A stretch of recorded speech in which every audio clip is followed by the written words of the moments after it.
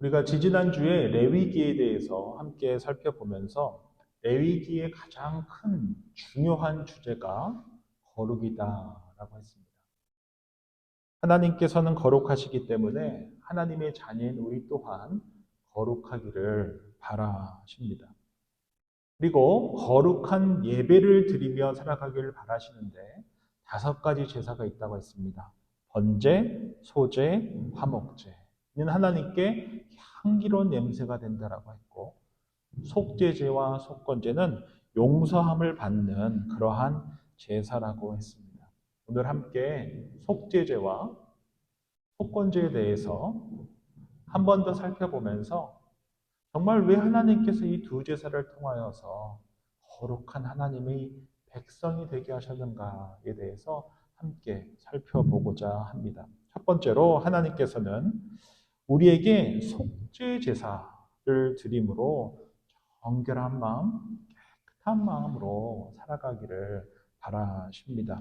레위기 5장 3절 말씀 제가 읽어드립니다.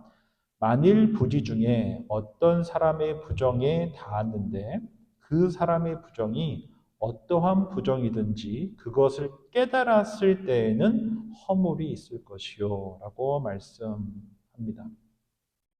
레위기 5장에 보면 먼저 속죄제가 언급이 되어져 있는데 속죄제란 자신의 말과 행동으로 잘못한지 모르고 있다가 이후에 깨닫게 되었을 때 하나님께 드리는 제사입니다.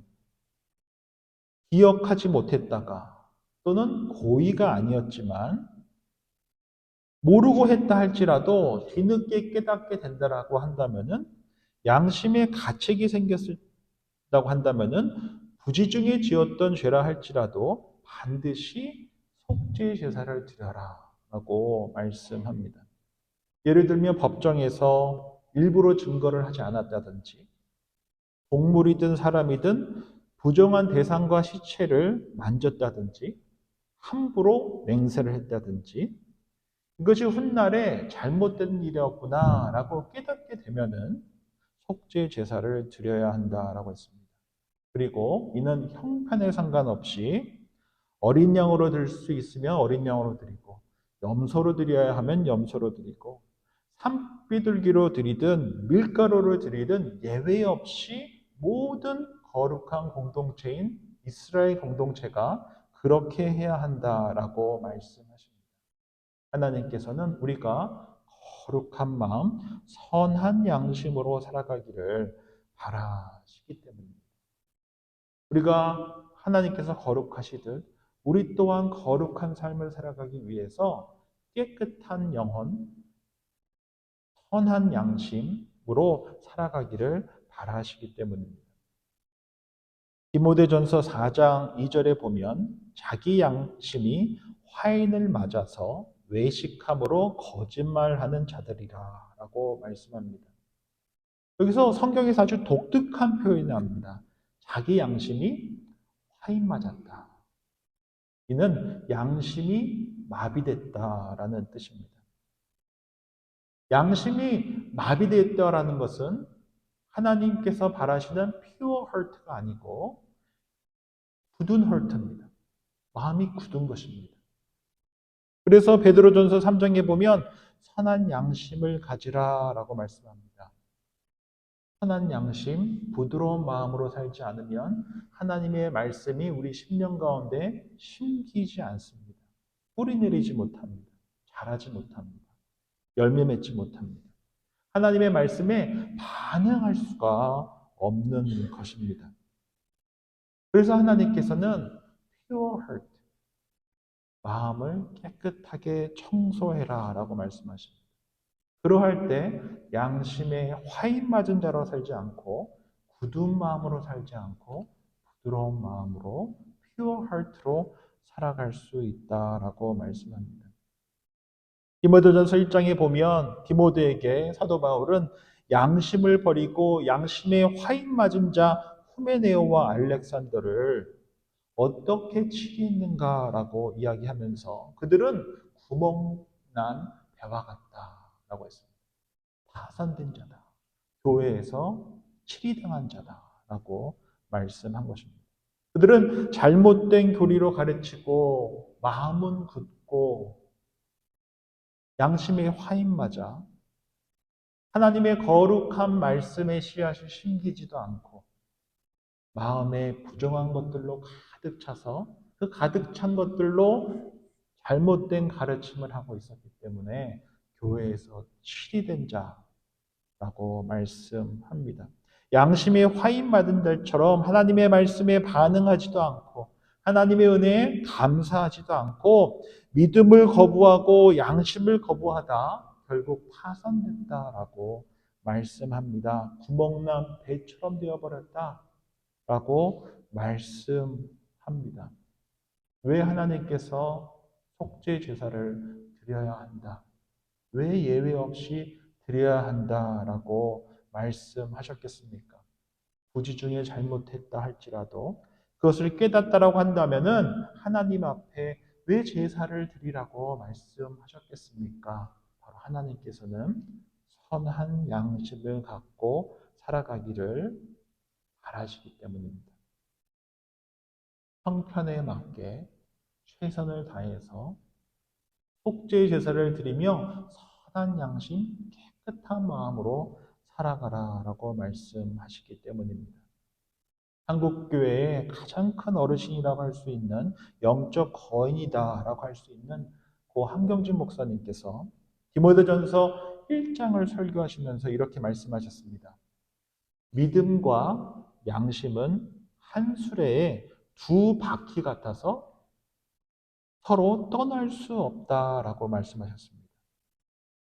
믿음이 없이 착한 양심을 가질 수 없고 착한 양심 없이 믿음을 갖고 살아갈 수 없다라고 말씀하신 것입니다. 믿음과 양심은 함께 간다라고 말씀하신 것입니다. 빌라도처럼 믿음이 없었던 그는 양심의 경고를 받았음에도 불구하고 무시하고 그는 예수를 죽였습니다. 그 결과 2000년이 지난 지금까지도 우리가 매주 사도신경을 고백할 때마다 우리의 입에서 예수를 죽인 자가 누구로 고백되어집니까? 빌라도로 고백되어집니다. 믿음이 없었기 때문에 양심의 반응을 부인했던 자, 빌라도. 믿음이 없었기 때문에 선한 양심을 갖지 못했던 것입니다. 그러므로 우리가 믿음으로 살아간다라고 한다는 것은 십자가로 우리를 구원해 주신, 우리의 죄를 용서해 주신, 우리를 사해 주신 그 주님의 은혜에 감사하며 우리의 마음을 늘 살피며 살아야 합니다. 우리의 영혼을 늘 살피며 살아야 합니다. 말씀을 거울 삼아 우리의 영혼을 청소해야 합니다. 정결하게 해야 합니다. 후회가 남지 않도록, 원망이 남지 않도록, 죄에 물들지 않도록 우리의 영혼을, 우리의 속마음을 청소해야 합니다. 그러할 때 은혜가 커집니다. 은혜가 커져야 감사가 나옵니다. 은혜가 드라이빙 되어져야 감사가 나오고 찬양이 나오고 남의 허물이 아니라 나의 잘못이 보입니다. 남 탓이 아니라 내 탓을 하게 됩니다. 남의 허물이 아니라 나의 허물을 보게 됩니다. 숨겨진 죄까지 드러나게 하시는 그 하나님을 경험하게 됩니다. 우리가 늘 우리의 마음을 말씀의 거울에 비춰 살피지 아니하면 남 탓합니다. 남의 과오만 보입니다. 은혜가 우리의 삶을 드라이빙하여 감사와 찬양이 넘치는 삶이 아니라 원망과 불평만 나오는 삶을 살아가게 됩니다. 왜 하나님께서 이토록 우리의 양심을, 우리의 중심을 거룩하게 청소하라 말씀하십니까? 하나님께서는 숨겨진 죄까지도 우리가 인식하지도 못하고 있었던 그 이기심까지도 그 죄까지도 뽑아내기를 바라십니다. 그냥 지나가기를 바라지 않으십니다. 하나님 앞에 철저하게 회개하고 주의 은혜를 구하며 주의 은혜 가운데 살아가기를 바라시지 그냥 지나가기를 원치 않으시기 때문입니다. 그러므로 매주 드려지는 예배 가운데 마음에 가책이 생긴다면 정말 큰 은혜인 것입니다. 말씀을 듣다가 양심의 가책이 생긴다면, 하나님의 말씀을 읽다가 양심의 가책이 생긴다면, 기도하다가 양심의 가책이 생긴다고 한다면은 큰 은혜인 것입니다. 은혜가 작동하기 시작한 것입니다. 그것을 나를 괴롭히고 내 자존심을 구기고 나를 힘들게 하고 나의 인생을 망가뜨리려고 하는 것이 아니라 은혜의 시작인 것입니다. 그것을 깨닫지 못하고 계속 덮으려고 하고 지나 보내려고 하고 끄집어내는 것을 불편해한다라고 한다면 은혜가 작동되어지는 인생이 아니라 자존심만 갖고 살아가는 인생이 되는 거죠. 양심의 가책이 있다라는 것, 은혜입니다. 종교인들은 지나갑니다. 종교인들은 죄를 숨깁니다. 자신의 자존심만 지키려 합니다. 그렇게 양심에 화인 맞은 후메데와 알렉산드처럼 굳은 마음으로 믿음도 양심도 모두 망가져버려 파산한 구멍난 배처럼 살아가게 된다라는 것입니다. 왜 우리 주님께서 말씀을 거울 삼아 우리의 양심을 깨우십니까? 왜 속죄 제사를 통하여 그 누구도 예외 없이 제사를 드리라라고 말씀하셨겠습니까? 우리 주님께서는 이렇게 말씀하셨습니다. 누가복음 11장 35절입니다. 내 속에 있는 빛이 어둡지 아니한가 보라라고 말씀하셨습니다. 내 속에 있는 빛이 어둡지 않냐? 보라 하셨습니다. 마음에 가득한 것으로 입으로 말한다라고 말씀하셨습니다. 마음에서 나오는 것이 더럽되게 한다라고 말씀하셨습니다. 이 주의 말씀 기억하면서 말씀 안에서 우리 스스로의 마음을 청소할 수 있기를 바랍니다. 마음을 지키는 것이 생명의 근원입니다. 지나간 일이라 하여 덮어두지 마시고 주의 말씀으로 깨끗하게 청소해낼 수 있기를 바랍니다. 그것이 큰 은혜입니다. 양심의 가책이 은혜임을 잊지 말고 늘 말씀 안에서 말씀을 거울 삼아 우리 스스로를, 우리 속사람을, 우리 양심을 청소할 수 있는 저와 여러분들이 될 수 있기를 바랍니다. 둘째로 우리가 하나 더 살펴볼 것은 하나님께서 속건 제사를 드리며 가슴의 응어리를 씻어내고 살아가기를 바라십니다. 왜 하나님께서 속건 제사를 드리게 하셨는가? 속죄제를 통하여 우리 양심을 깨끗하게 하길 바라셨고, 속건제를 통하여서 이웃 간에 갖고 있는, 친구 간에 갖고 있는, 가족 간에 갖고 있는 그 응어리가 있다라고 한다면은 그 응어리를 풀어내라 라고 말씀하십니다. 그리고 사랑하라고 붙여주신 가족과 이웃들에게 평화를 전하라 라고 말씀하십니다. 우리 레위기 6장 5절부터 7절 말씀 제가 읽어드립니다. 그 거짓 맹세한 모든 물건을 돌려보내되 곧 그 본래 물건의 5분의 1을 더하여 돌려보낼 것이니 그 죄가 드러나는 날에 그 임자에게 줄 것이요 그는 또 그 속건제물을 여호와께 가져갈지니 곧 내가 지정한 가치대로 양떼 중 흠없는 순양을 속건제물을 위하여 제사장에게로 끌고 갈 것이요 제사장은 여호와 앞에서 그를 위하여 속죄한즉 그는 무슨 허물이든지 사함을 받으리라라고 말씀하십니다.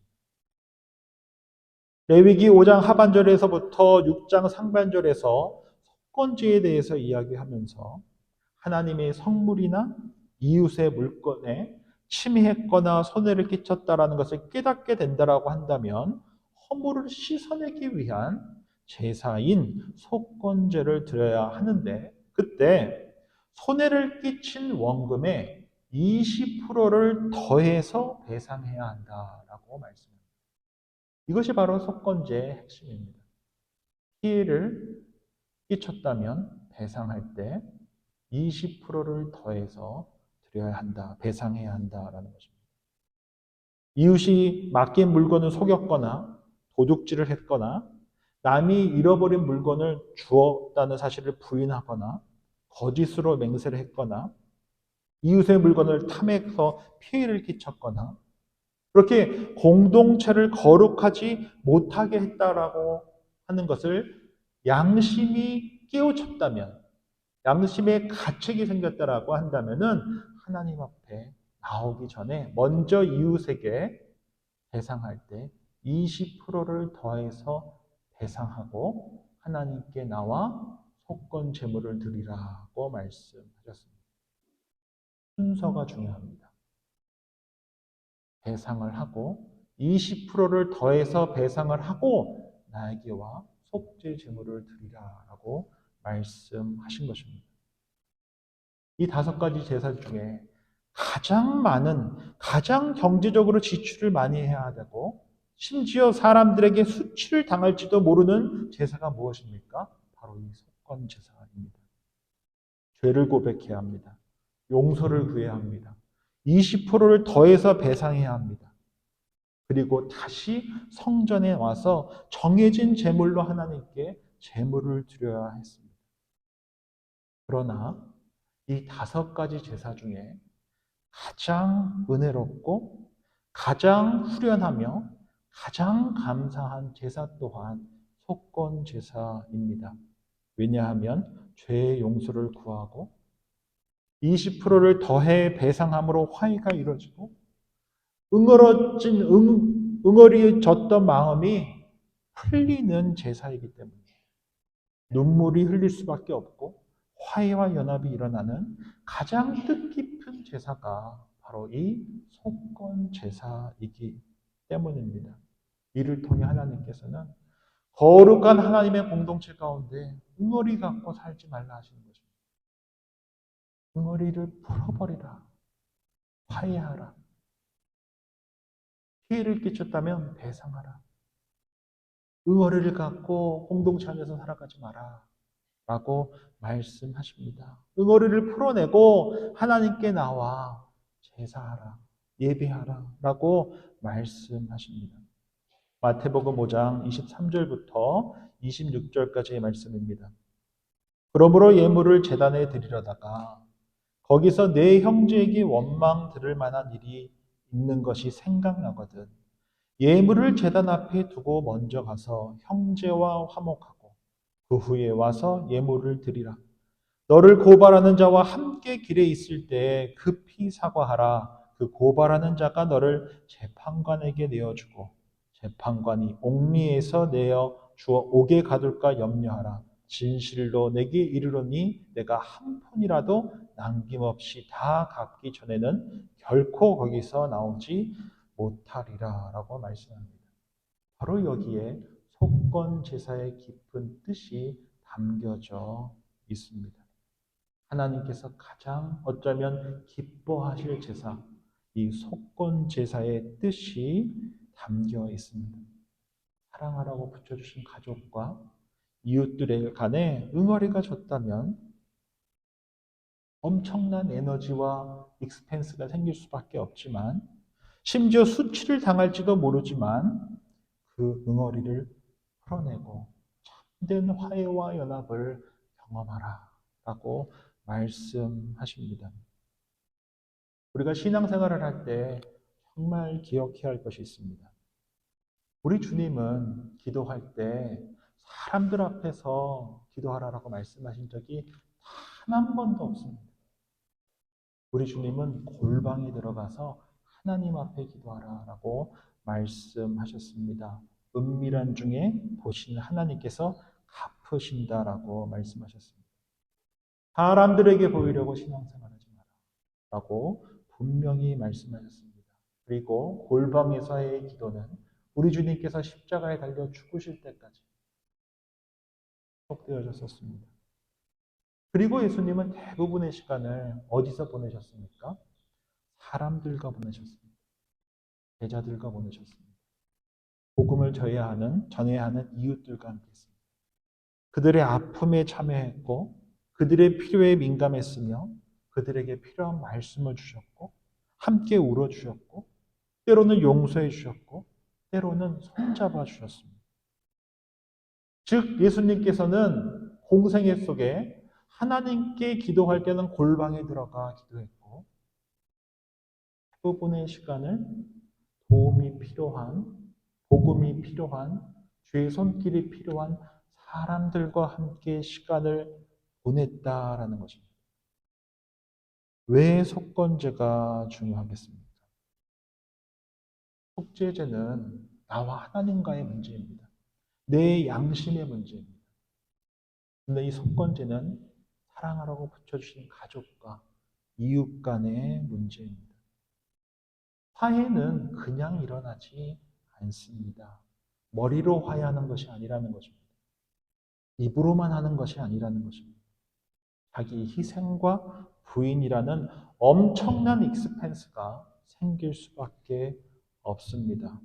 그러나 하나님께서는 이를 우리에게 요구하십니다. 나에게 속건제를 드리러 오기 전에 먼저 이웃에게 배상해라. 20%를 더해서 배상해라. 그리고 나에게 와 속건 제사를 드리라라고 말씀합니다. 비용을 지불해야 하고 감정적으로 엄청난 에너지를 써야 합니다. 그러나 그렇게 하고 나에게 오라 말씀하십니다. 그럴 때에만 화해가 일어나기 때문입니다. 에베소서 2장 14절입니다. 그는 우리의 화평이신지라 둘로 하나를 만드사 원수된 것 중 중간에 막힌 담을 자기 육체로 하시고 우리 주님은 하늘 위에서 우리 죄의 문제를 해결해 주지 않으셨습니다. 우리 주님은 이 땅 가운데 오셔서 자신의 육체로 하나님과 우리 사이에 막혀 있었던 담을 그의 육체로 허무셨지 하늘 위에서 허물지 않으셨습니다. 화해는 입으로 하는 것이 아닙니다. 생각으로 하는 것이 아닙니다. 엄청난 에너지와 비용이 지불됩니다. 몸으로 허물어야 합니다. 우리 주님께서 그리하셨듯 우리 또한 화해가 일어나기 위해서는 우리의 몸으로 막힌 담을 허물어야 합니다. 오늘은 레위기 5장을 함께 살펴봤습니다. 올해를 보내고 이제 새해를 맞이하면서 우리 가운데 얼마나 우리가 선한 양심을 갖고 이 자리까지 와 있나 스스로 하나님 앞에서 살펴볼 수 있기를 바랍니다. 그리고 우리가 새롭게 시작되어지기 위해 하나님께서 사랑하라고 붙여주신 이웃들과 가족들에게 여전히 막힌 담 가운데 살아가고 있다고 한다면 우리의 몸으로 허물 수 있기를 바랍니다. 그리고 우리 하나님께 나올 수 있기를 바랍니다. 선한 양심과 이웃과의 화해가 일어나는 우리 교회 공동체가 되기를 바랍니다. 그렇게 2024년, 3년도를 감사로 보내고 2024년을 주 안에서 소망 가운데 맞이하는 베리 땅 가운데 막힌 담을 허물고 화해를 만들어 가실 그 주님 기대하며 살아가는 저와 여러분들이 되시기를 주의 이름으로 축원드립니다. 기도하겠습니다. 좋으신 주님 감사합니다. 오늘 주신 말씀 기억하면서 우리 모두 선한 양심을 갖고 살아가게 해주십시오. 굳은 마음이 아니라 화인 맞은 양심이 아니라 부드러운 마음으로 살아가게 해주십시오. 선한 양심으로 살아가게 해주십시오. 뿐만 아니라 사랑하라고 붙여주신 이웃 간에 가족 간에 화해를 만들어가게 해주십시오. 우리 주님께서 육체로 막힌 담을 허무셨듯이 우리 또한 적지 않은 비용을 지불하더라도 자존심이 상한다 하더라도 우리 주님께서 십자가로 우리를 화해시키시고 화해자가 되게 하셨다는 사실 잊지 말고 우리가 살아가는 이 베리 땅 가운데 막힌 담을 우리 가정 가운데 있는 막힌 담을 우리의 삶을 통해 우리의 헌신과 희생을 통해 허물기를 결단하는 우리 모두 되게 해 주십시오. 그리하여 2023년도를 감사로 보내고 2024년도를 소망 가운데 맞이하는 선한 양심으로 살아가고 화해를 만들어가는 우리 모두 되게 하여 주옵소서. 한 번 사랑하시면 끝까지 사랑하시는 예수님의 이름으로 기도드립니다. 아멘. 다 함께 일어나셔서 결단 찬양 주님께 올려드리겠습니다.